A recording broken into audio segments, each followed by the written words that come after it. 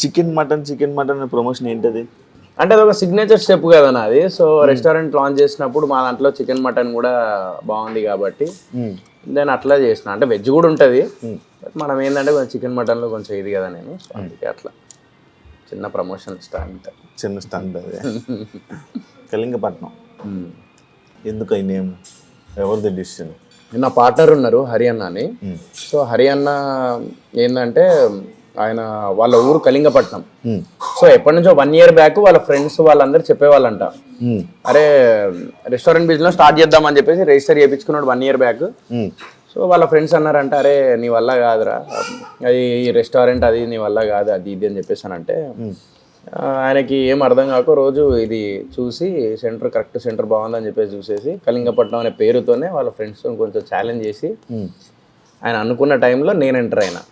So అట్లా ఇద్దరు పార్ట్నర్షిప్లో join అయినాం అన్నమాట. అన్ఎక్స్పెక్టెడ్ అంతా ఇది 4 days లో చేసేసిన, అన్ఎక్స్పెక్టెడ్ మొత్తం 4 days లోనే కలిసిన 4 days లోనే ఓపెనింగ్ పెట్టేసిన. దానికంటే బిఫోర్ కొన్ని చిన్న బయట అవన్నీ ఉన్నాయి, అవన్నీ చేంజ్ చేయించేసి ఆర్కిటెక్ట్ కొంచెం చేంజ్ చేసి చేసేసినాం.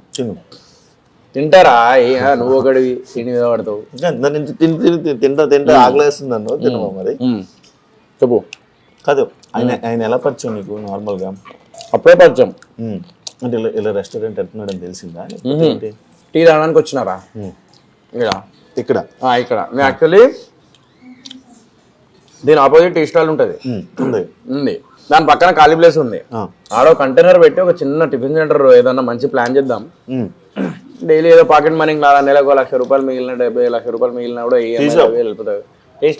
టీ స్టాల్ కాదు, మన ఇది మన టిఫిన్ సెంటర్ అది పెడదాం, హెల్దీ మిల్లెట్స్ తోని అది ఇది అని అనుకున్నా. టీ తాగుతాన్నా వచ్చిండు, భయ్యా నేను షార్ట్ ఫిలిమ్స్ కూడా చేసేటోండి నేను అది ఇది అని అన్నాడు. అవునా ఓకే మా రెస్టారెంట్ అని ఒకసారి చూడండి, ఒకసారి నేను లాంచ్ చేస్తున్నాను, చిన్న సాఫ్ట్ లాంచ్ చేసినాం అంతే, సో చూడండి అని చెప్పేసి అంటే వచ్చిన.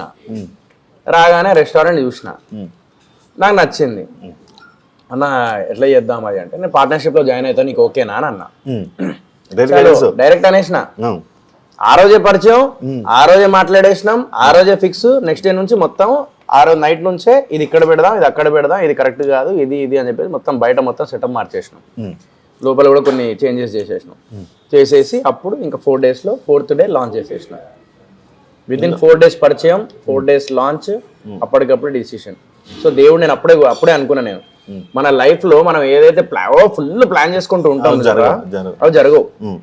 దేవుడు ఎప్పుడు ఇయ్యాలో అది ఇస్తాడు నీకు, కానీ సడన్ గా ఇస్తాడు. ఆ సడన్ గా ఇచ్చేటదే నీకు ఇట్లాంటి మిరాకిల్ జరుగుతాయి. అది అప్పుడు వచ్చే 40 లక్షలు ఎంత వచ్చినారా? 40 వరకు వచ్చినాయి. ఏం చేసావు?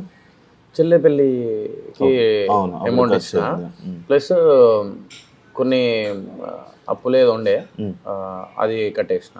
అక్కడికక్కడ సాఫ్ అయిపోయినాయి అవి. అప్పుడు నాకేం మిగలలే.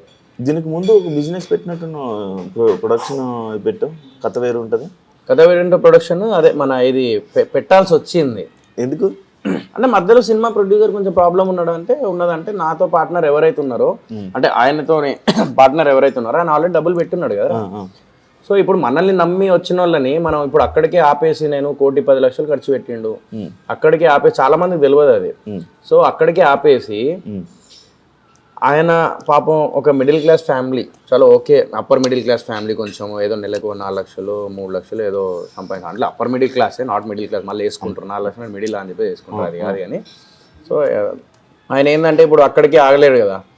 ఈ ప్రొడ్యూసర్ కొంచెం ప్రాబ్లం ఉన్నది అది అని అంటే తప్పకుండానే నేను ఎంటర్ అవ్వాల్సి వచ్చింది. ఎందుకంటే ఒకవేళ నేను వదిలేస్తే ఆయన డబ్బులు పోయేటి, కనీసం సినిమా కూడా ఏది కాదు. నేనేదో చలో ఒక నమ్మి వచ్చిండు మనల్ని అని చెప్పేసి నేను ఎప్పుడు ఆ టైంలో నా డబ్బుల గురించి ఆలోచించలేదు. నాకు అనిపించింది, నేను చేసేసిన అంతే. అది కథ వేరుంటే ప్రొడక్షన్ నేను ఫ్యూచర్లో కూడా డెఫినెట్లీ నేను ఏదోటి చేసి ఉంటుంది. ఎక్కడికి పోతుంది. ఆగిందా ఇప్పుడు నడిపిస్తున్నావు? లేదు అంటే ఆగలే, ఇంకా నడిపిస్తా. బట్ ఏంటంటే కొంచెం టైం పడుతుంది కదా. మొన్ననే కదా దెబ్బ పడింది గట్టి, రీసెంట్లీ కదా, 1 year కూడా కాలేదు కాదు. ఇప్పుడు సరే నువ్వు కొంచెం తింటారా? నువ్వు చెప్పురా, నువ్వు చెప్పురా. నువ్వు అలా పట్టుకొని అలా కూర్చొని ఎప్పుడు తిందాం ఎప్పుడు చెప్తావు అన్నట్టు చెప్పు. అది పాపం చికెన్ తిని అని. చికెన్ ఎందుకు తింటారు సారా? వీళ్ళు కోళ్ళని చంపేస్తారు, బయట పడేస్తే మొత్తం ఇడిగా మనం ఏదో కడుపులో దాచుకుంటాను. నేను నిజం రా, అయ్యో పాపం దాని కడుపులో దాచిపెట్టుకుంటాను. అలా చెప్పాలి, ఇట్లా చెప్పాలి. అలా చెప్పాలి. నార్మల్గా ఇక్కడికి వచ్చిన కస్టమర్స్ అందరినీ నువ్వు రిసీవ్ చేసుకొని దగ్గరికి వెళ్ళి అందరిని పిలిచి కూర్చోబెట్టి జనాలందరికీ అవైలబిలిటీ అయిపోతున్నావు కదా. అవును. అంటే ఒక సెలబ్రిటీ అంటే ఆడియన్స్కి అవైలబిలిటీ అయిపోతే ఒకవేళ ఫ్యూచర్లో ఒకవేళ మళ్ళీ సినిమా తీస్తే నీ టికెట్లకి ఇబ్బంది అవుతుంది కదా. నేను ఏం ఆలోచించలేదు అవ్వరు కదా. నేను ఏం ఆలోచించలేదు శివ అట్లా. అదే చెప్తున్నా, బేసికలీ ఇక్కడికి ప్రాబ్లం ఏంటంటే 2 రకాలు ఉన్నాయి. ఇలా చేస్తే చాలా మంది కొంతమంది ఏంటంటే అరే ఏంద్రా తోసేసిర్రేంద్రా బాడీ గార్డ్స్, ఏంద్రా దగ్గర కూడా రానిత్తలేరు, ఏంద్రా ఇంత ఇది అని అంటారు. బట్ నేనేందంటే బేసిక్ నాకు అట్లా ఎప్పుడు ఉండదు. నేను ఇప్పటికి కూడా టీ స్టాల్ దగ్గరికి వెళ్ళి టీ తాగినా అన్న నేను అట్లాంటి వాడిని. నేను అవన్నీ పట్టించుకోను. ఫస్ట్ ఆఫ్ ఆల్ నాకు అనిపించింది నేను చేసుకుంటూ వెళ్ళిపోతాను. ప్లస్ నా రెస్టారెంట్, నేను పనికాడ నేను వెనకాడ. ఓకే, నేనేందంటే నా రెస్టారెంట్లో నేను ఆనియన్ కూడా కోసినా నేను లోపల కిచెన్లో. చెప్తున్నా నేను నీకు. ఇప్పుడు ఒకవేళ సెలూన్ ఏదైతే కటింగ్ చేస్తావా? ఏంది హెయిర్ సెలూన్ పెట్టావు, హెయిర్ స్టైల్ చేస్తా. హెయిర్ స్టైల్ ఒకవేళ నాకు వస్తే నేను డెఫినెట్లీ చేస్తా. ఎందుకు చేయలేం? అరే అది అరే దాన్ని ఎందుకు తక్కువ వేస్తున్నావు? ఏ వృత్తి అయినా కూడా నవ్వినప్పుడే అర్థమైంది నీ ఎటకారమైన ఇదే అర్థమైంది. నువ్వు నేను ఎటకారమైన ఇప్పుడు కటింగ్ వస్తే కటింగ్ చేస్తావు. 100% చేస్తాను నేను, 100% చేస్తా. తప్పేముంది? నాకు సన్నీ చెప్పాడు. సన్నీ ఏమన్నాడు, నేను సెలూన్ అరే నాది కూడా నేను ఏం లేదు, క్లయింట్స్ ఎప్పుడన్నా వచ్చినప్పుడు నార్మల్గా హెయిర్ వాష్ చేస్తారా, నేను ఎప్పుడన్నా నార్మల్ క్లయింట్స్ వచ్చినప్పుడు ఊరికి అట్లా హెయిర్ వాష్ చేసేస్తా అని అన్నాడు. తప్పేం లేదనలా, మన వృత్తి మనం చేయకపోతే అట్లా. ఇప్పుడు ఆల్రెడీ సినిమాల్లో చేయాలనుకుంటున్నావు, మంచి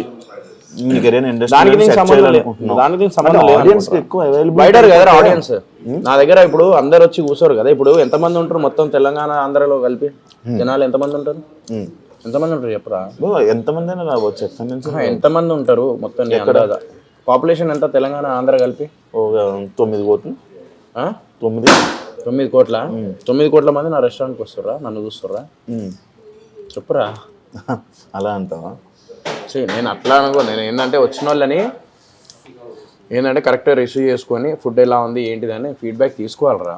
స్టార్టింగ్లో 100% 1-2 months పక్కా నేను చేయాలి. 2 months ఎవరైనా బిజినెస్ చేసేటప్పుడు ఎవరైతే బిజినెస్ ఓనర్ ఉంటాడో 100% 1-2 months పక్కా ఆ బిజినెస్ వెనకాల ఉండాలి.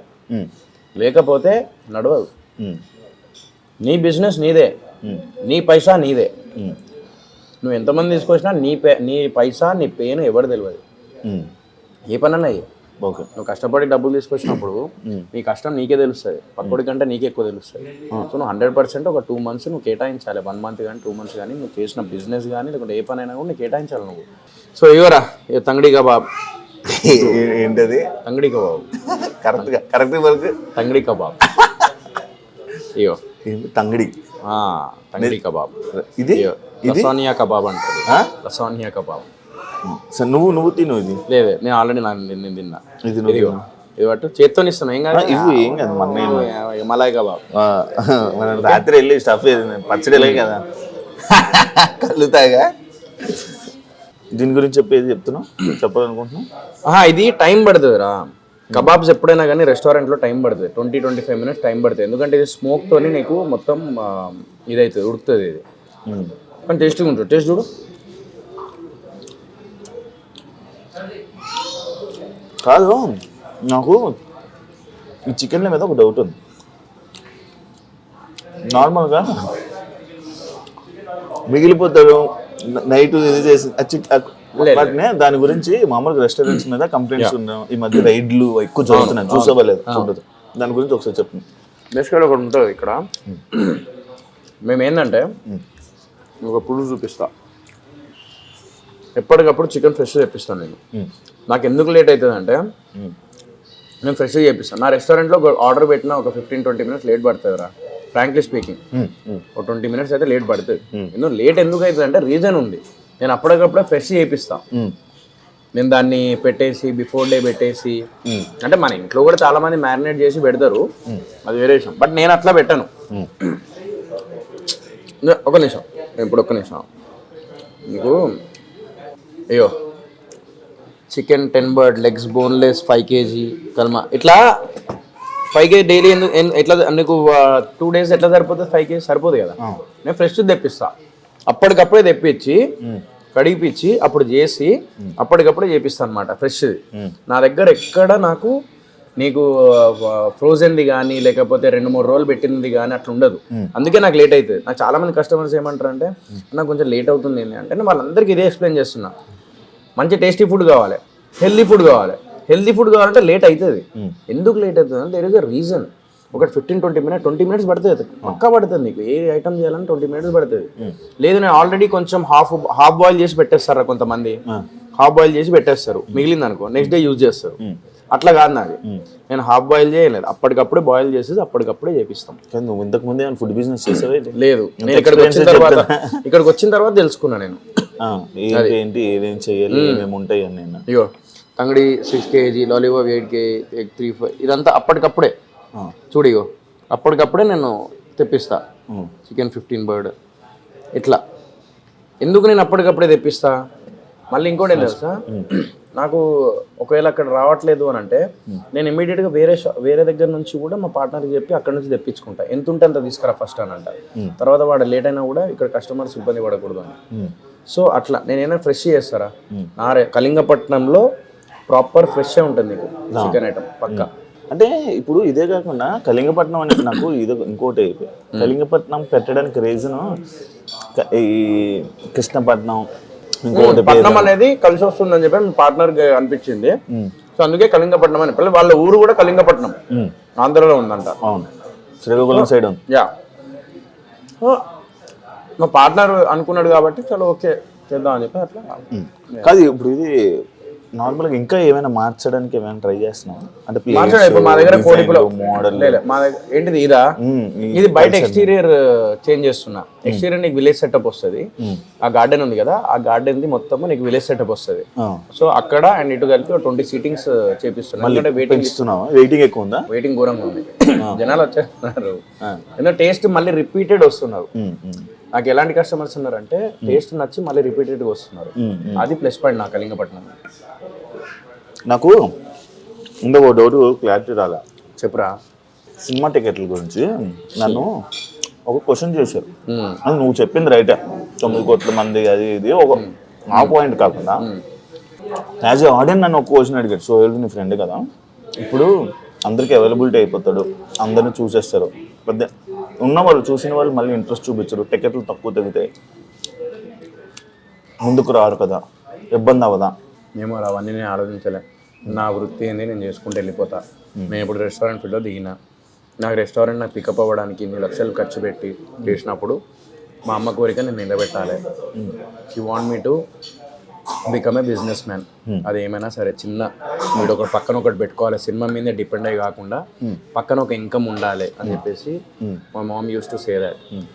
సో మా మమ్మీ చెప్పింది కాబట్టి నేను దాన్ని నిలబెట్టుకోవడానికి నేను 100% నేను కష్టపడుతూనే ఉంటాను. ఇంకా నాకు సినిమా టికెట్లు దిగుతాను. నేను అవుట్పుట్ మంచిగా ఉంటే వాళ్ళే చూస్తారా. నేనైతే నమ్మ కనబడితే అది. నేను కనబడ్డం అంటే నా రోడ్డు మీద తిరగట్లేదు కదా, నేను నా రెస్టారెంట్కి వచ్చిన వాళ్ళని నేను రిసీవ్ చేసుకుంటున్నా. అది నాకేంటంటే I feel blessed for that. ఇప్పుడు నా కోసం టికెట్ కోసం వెళ్తున్నారా, నా కోసం థియేటర్ దాకా వెళ్ళి టికెట్ దిగింది. మిస్టర్ ప్రెగ్నెంట్ అప్పుడు వెళ్ళి చూసారు, బుట్కట్ వాళ్ళ కాంట్రవర్సీలు వెళ్ళి చూసారు, ఒక 150 పెట్టి టికెట్ కొన్నారు అంటే వాళ్ళు నా కోసం కొన్నప్పుడు నేను వాళ్ళ కోసం నేను ఇక్కడ ఎందుకు అవైలబిలిటీ ఉండద్దురా. ఇది కాన్సెప్ట్ ఎందుకు మారిపోతలేదు నాకు అర్థమైతలేదు. అంటే సెలబ్రిటీ అంటే ఇంట్లోనే కూర్చోవాలి, లేకపోతే ఈయనే ఉండాలి, సినిమాలు చేస్తే కనబడద్దు ఎక్కువ, బయటకు ఎందుకు కనబడతాను. నేను అదంతా బిలీవ్ చేయనురా. నాకు అనిపిస్తుంది మనం ఏంటి నుంచి స్టార్ట్ చేసినాం, నువ్వు ఎక్కడి నుంచి వచ్చినావు. అవును, చిన్న చిన్న యూట్యూబ్ దానికుంటే చేసుకుంటే ఇటు దాకా వచ్చినావు. ఇప్పుడు మన రోడ్డు మీద కూర్చొని ఇంటర్వ్యూ చేయమన్నా మనం చేసేంత మనకేం అనిపించదు. ఎందుకంటే మనం ఆ నుంచి స్టార్ట్ చేసినాం కాబట్టి మన రూట్స్ తెలుసు కాబట్టి నేను ఇవన్నీ ఆలోచించా. నాకు అనిపించింది చేసుకుంటూ వెళ్ళిపోతా. మంచి కంటెంట్ ఉంటే డెఫినెట్లీ వాళ్ళే హిట్ చేస్తారు. అంటే లైక్ ఇదే ఎందుకు పాయింట్ అంటే లైక్ సినిమా లాస్ట్ టైం సినిమాలు ఏవైతే ఉన్నాయో కొన్ని టికెట్లు తెగడం రీజన్ కూడా ఇదే. సోహెల్ అవైలబిలిటీ ఎక్కడ పడితే అక్కడికి వెళ్ళిపోతారు, ఏ పార్టీ కూడా ఆ పార్టీకి వెళ్ళిపోతారు, ఎక్కడ పడితే అక్కడ. దానివల్ల ఒప్పుకోవాలి కదా మనం అవుట్పుట్. మన మిస్టర్ ప్రెగ్నెంట్కి నేను హౌస్ఫుల్ చూసిన, ఫ్రాంక్లీ స్పీకింగ్. నువ్వు ఇప్పుడు కూడా ఇన్స్టాగ్రామ్ నాకు వెళ్ళి చూడు, నేను థియేటర్కి విజిట్ చేసినప్పుడు 3 days వరకు తిరిగిన, నాకు మొత్తం మల్టీప్లెక్స్ నాకు ఫుల్ అయిపోయినాయి. అన్నీ ఫుల్ అయిపోయినాయి. మరి మిస్టర్ ప్రెగ్నెంట్కి ఎందుకు వెళ్ళారు? Because it's a content. నేను ఒకటే చెప్తా, నువ్వు కంటెంట్ ఇవ్వు, డెఫినెట్ ఒక డిఫరెంట్ కైండ్ ఆఫ్ కంటెంట్ ఇవ్వు. ఇప్పుడు మార్కో అనే సినిమా వచ్చింది.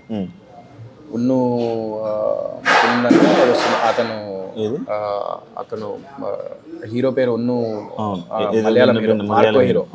అతను ఎన్నో క్యారెక్టర్స్ చేసిండు. ఈవెన్ అనుష్క శెట్టి గారితో కూడా ఒక సినిమా చేశారు. ఓకే, సో నేను ఏమంటున్నా, ఆయనది ఈరోజు మార్కో అనే సినిమా వస్తే మొత్తం ఇండియా వైడ్ చూస్తున్నారు. ఎందుకు చూస్తున్నారు? అవుట్పుట్. బేబీ అనే సినిమా అదే వైష్ణవి చైతన్య యూట్యూబ్ కదా అది ఇది అని చెప్పేసి అనుకున్నారు. బట్ ఏం చేసింది? సృష్టించింది కదా. అవును. So she prove that. So it's not about the YouTube, it's not about Bigg Boss, it's not about availability అని అదంతా కాదు. నువ్వు ఒక కంటెంట్ ఇచ్చినావా లేదా అనేది ఇంపార్టెంట్. అది నాకు అర్థమైపోయింది. నాకు లాస్ట్ దెబ్బకే నాకు అర్థమైంది. ఓకే, సో దాని మీద కాన్సన్ట్రేషన్ చేయాలి తప్ప ఇవి కాదా కాన్సన్ట్రేషన్ చేయాల్సింది. బయట కనబడకపోక ఆయన బయట కనబడితే సినిమాలు రారు, మరి కనబడకపోయినా కూడా నీ కంటెంట్ బాగపోతే రారా, దాన్ని ఏమంటావు? రెస్టారెంట్ పెట్టాక కూడా చిన్న బాధపడుతున్నావా? దేనికి? అమ్మగారు చూడట్లేదని. అవును, అమ్మగారిని ఇక్కడ కూర్చోబెట్టి తినాలి. 100% బాధ ఉంటుంది కదరా. ఎందుకంటే నేను 2 weeks ఒకసారి మమ్మీని నేను రెస్టారెంట్ తీసుకెళ్ళేటప్పుడు మా మామయ్యకి వీళ్ళకి చెప్పేది. నేను తమ్ముడు అదే అనుకుంటాం. తమ్ముడు కూడా మా మమ్మీ లైక్ దేవుడి దగ్గరికి వెళ్ళిపోయిన తర్వాత అప్పుడు వాడు సెటిల్ అవ్వడం స్టార్ట్ చేసింది. అంటే అక్కడ అంటే వాడి గ్రోత్ మా మమ్మీ చూడలేకపోతుందని వాడు బాధపడుతున్నాడు. నేను ఇంటీరియర్ డిజైనింగ్ స్టార్ట్ చేసిండు వాడు, క్యూ స్పేస్ ఇంటీరియర్స్ అని. వాడిని కూడా బాగానే నడుస్తుంది ఇప్పుడు, అల్హమ్దులిల్లాహ్, like it's going well. So దేవుడి దయ వల్ల, అందరి దయ వల్ల బాగానే నడుస్తుంది. సో అందరి బ్లెస్సింగ్స్ ఉన్నాయి, నేను అదే బిలీవ్ చేస్తాను. సో నేను అది తమ్ముడు చూడట్లేదని తమ్ముడు బాధపడుతున్నాడు, అంటే లైక్ మమ్మీ ఉంటే బాగుండు అని. నేనేందంటే రెస్టారెంట్ బిజినెస్ స్టార్ట్ చేసినప్పుడు అరే మమ్మీ ఉంటే బాగుండు, హ్యాపీ ఫీల్ అయ్యేది అని చెప్పేసి అదొకటి ఉంది. సో అది ఉంటుంది రా ఆబ్వియస్లీ. నేను ఇప్పటికి కూడా నిన్ననే ఐ స్వేర్ చెప్తున్నా, మా అమ్మ వింటుంది నాకు తెలిసి, నేను నిన్న కార్లో కూర్చొని, నేను ఒక్కడిని కార్లో కూర్చొని 11:30కి ఇది అయిపోయినా 12కి వెళ్తున్నాను ఇక్కడ నుంచి. ఇంటికి వెళ్ళేటప్పుడు కార్లో కూర్చొని మా మమ్మీ వెనక కూర్చునేది, నేను హాస్పిటల్ తీసుకెళ్ళేటప్పుడు. నేను అమ్మీ అమ్మీ అని చెప్పేసి నేను ఊరికే మాట్లాడుతున్నా, నేను మమ్మీ ఉన్నట్టు మాట్లాడుతున్నా. అమ్మీ ఓ పిల్లో సర్కే పాస్ లగాలో, అమ్మీ రెస్టారెంట్ జాకే అన్ఎక్స్పెక్టెడ్ అట్లా నేను మాట్లాడుతున్నా. నేను ఓకే, నువ్వు మాట్లాడుతున్నా. మళ్ళీ ఇదేమంటారు, ఇంట్లో ఒక్కడనే ఉన్నా నిన్న సాయంత్రం ఒక్కడనే ఉన్నా, అక్కడ కూడా మాట్లాడుతున్నా. ఉన్నప్పుడు వాల్యూ తెలియదురా, తల్లిదండ్రులది ఉన్నప్పుడు ఏంటంటే మనం పొద్దున్న వెళ్ళి సాయంత్రం వరకు వస్తాము, మన పని మనం చూసుకుంటూ ఉంటాం. మా ఇంట్లో కూర్చొని అమ్మీ అమ్మీ అని చెప్పేసి అనుకుంటా అంటే ఆ బాధ ఘోరంగా ఉంటుంది. అమ్మ అమ్మ అమ్మ అని చెప్పేసి నువ్వు లాస్ట్ మూమెంట్లో నువ్వు ఏం స్పెండ్ చేసినావు ఏంది అనేది అవన్నీ గుర్తొస్తాయి. అందుకే అంట నేను, ఎవ్వడు ప్రపంచంలో ఎవ్వడు ఏమనుకున్నా కూడా నేను అమ్మ తల్లిదండ్రుల్ని నువ్వు మంచిగా చూసుకొని వాళ్ళతోని ఉన్నదాంతో ఉన్న డబ్బులతోని ఉన్న లైఫ్తోని సంతోషంగా వాళ్ళతోని హ్యాపీగా ఉండు అంటాను. అదొక్కటే అనుకుంటా నేను. ఆ తల్లిదండ్రి ప్రేమను ఎవ్వరు అది నువ్వు ఎంత చేసినా కూడా అంత ప్రేమ నీకు ఎవ్వరికి. సడన్గా జరిగిపోయింది. అది డయాలసిస్ నడుస్తుండే, నేను కానీ తమ్ముడు కానీ కిడ్నీ ఇద్దామని రెడీ అయిపోయినాం. అది ఏందో బ్రీతింగ్ ప్రాబ్లం వచ్చింది, వెళ్ళినాము, అది ఫిట్స్ వచ్చేసినాయిరా. ఆ ఫిట్స్ ఎందుకు వచ్చినాయి తెలియదు. ఆ ఫిట్స్ రాగానే బ్రెయిన్కి కొట్టేసింది. 4 days బ్రెయిన్ డెడ్ అయిపోయింది. ఇంకా అయిపోయారు, కష్టం. నేను అదే చెప్తా ప్రతి ఒక్కరికి. నేను ఇప్పుడు ఇంటర్వ్యూ ద్వారా కూడా అదే చెప్తా, తల్లిదండ్రులు ఉన్నంత వరకు వాళ్ళని బాగా చూసుకోండి. అదొక్కటే చెప్పగలుగుతా. నేను మొన్న కూడా నాగార్జున సార్ మన బిగ్ బాస్కి వెళ్ళినప్పుడు కూడా అదే చెప్పిన, ఇప్పుడు కూడా అదే చెప్తున్నా. ఎక్కడికి వెళ్ళినా ఏ ఇంటర్వ్యూలోనే ఇది కంటిన్యూ చేస్తాను నేను, ఇది తల్లిదండ్రుల గురించి.